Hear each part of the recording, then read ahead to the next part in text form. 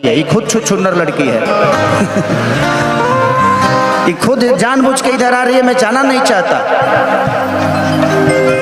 ऊपर से नहीं जाना चाहता हूँ। कि टूटी जाही राजा जी पलंग सागवान के,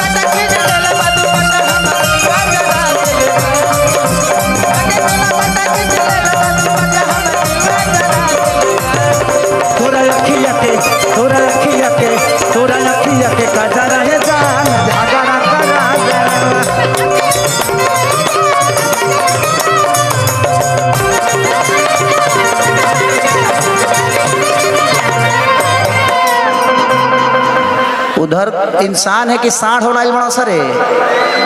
हाँ तोरा के बुझाए था जब अखाड़ा लगल बा। अरे धूरा बताओ है ठंडियों में धूरा उड़ावे लगल लो। देखा देखा देखा, बहुत अच्छा बहुत अच्छा। अपने में रगड़ा सब बाबू, अपने में पोलोल बचा दी है सब।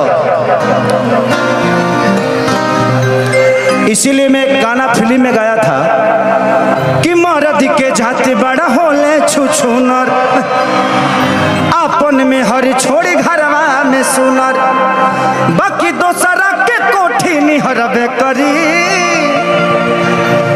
कि जब मर्द से में हरी लड़बे करी तब हतार मा जब हरी मरबे करी। भाभी भैया से अगर लड़ाई हो ना, 1 घंटे के अंदर मैनेज कर लेने का, नहीं तो दूसर का घंटा जहाँ भइल के कोनो इंस्टाग्राम वाली रील बनावे लगी हो लटक जाइबा, पता चल दूसरे जगह रील बना रहा है वो। कि टूटी जाही राजा जी पलंग सागवान के,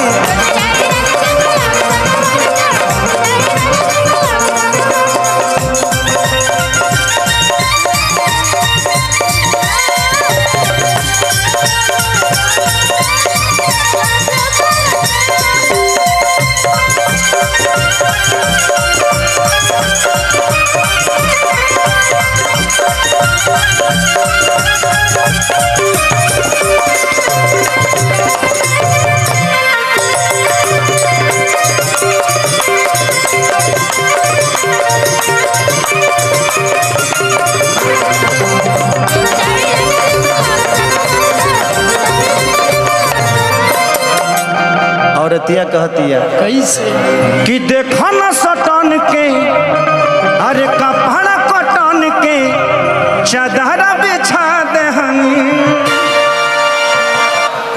बलम जी मन पिघला देहनी, पलंग पर झूल